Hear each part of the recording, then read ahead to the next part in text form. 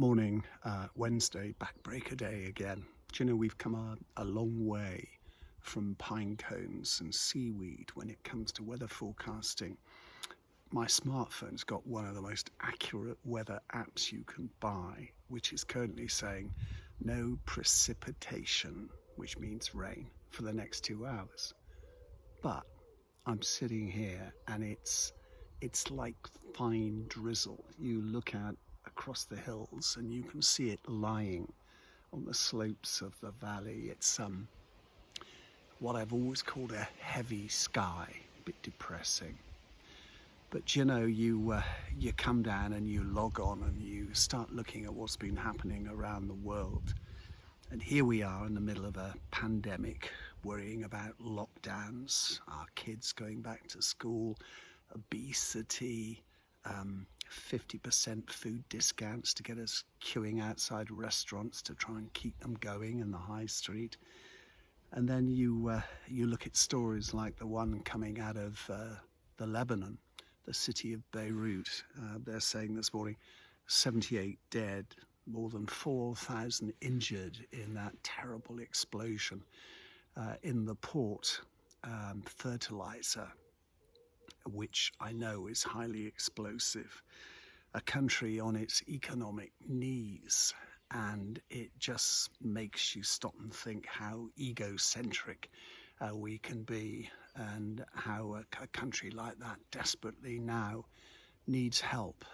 You know, lying as it does geographically in one of the sort of hot spots of the world. So my thoughts with the people of Lebanon. Richard Lowe, thank you very much indeed. I did a story a little while back because we drove out to Wells. So I stood in front of the west front of Wells Cathedral and talked about it being one of the finest examples of medieval carving in England. Richard very kindly has pointed out the website of the Wells and Mendip Museum, which has a photograph there showing how the West Front would have looked at a time when it was painted. And they know it was painted because during restoration and conservation work, they've found flakes of paint there. I know there's a photograph, a similar photograph in the Guildhall, but of course that's all locked up at the moment, so I can't go and take a picture. So I'm showing you the one from Wells and Mendip Museum, which I hope they won't mind, because it belongs to them.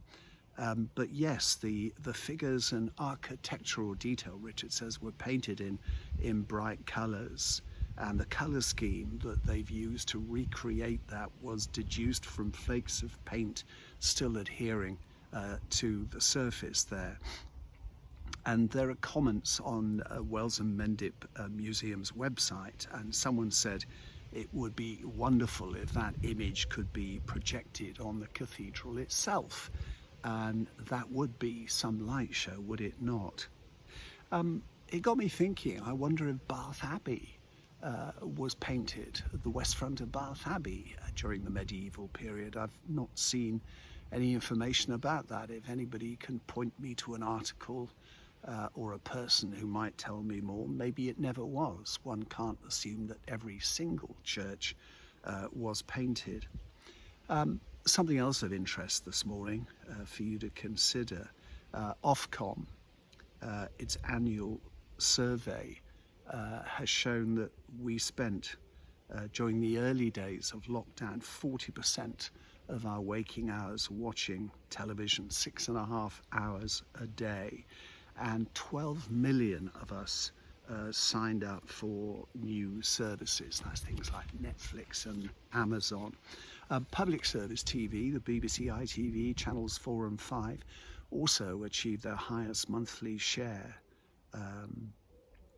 of broadcast television viewing in more than 6 years. That was in March, and it was up 59%.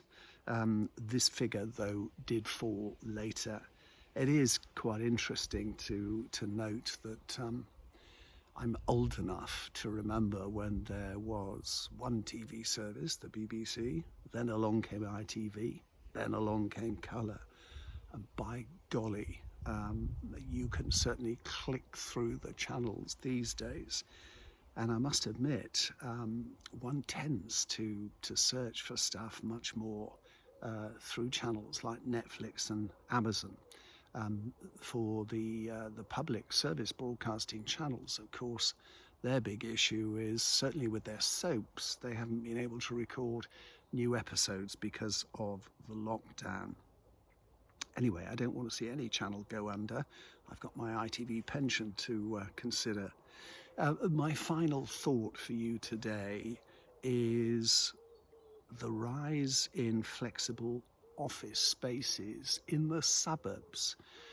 According to one report, people have tasted the delights of not having to commute, and they are seeing across the office world a rise in of office hubs in the suburbs, so people don't have to travel into the centre of big cities.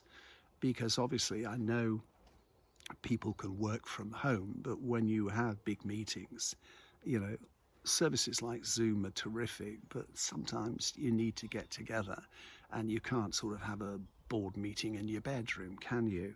So that's interesting, because if smaller office hubs are established in the suburbs,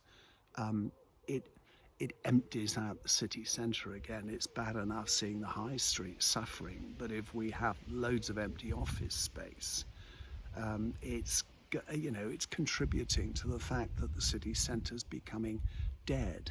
Yes, it can be taken up in housing, I suppose, but the thing that makes a city centre buzz is its facilities. An interesting point anyway for you to consider. That's it from me this morning. I've given you 7.25 minutes worth of my ramblings, but whatever you're doing this Wednesday, blow the weather, be positive, and try and do something to help somebody else. End of sermon. Right place for one, isn't it? See you soon.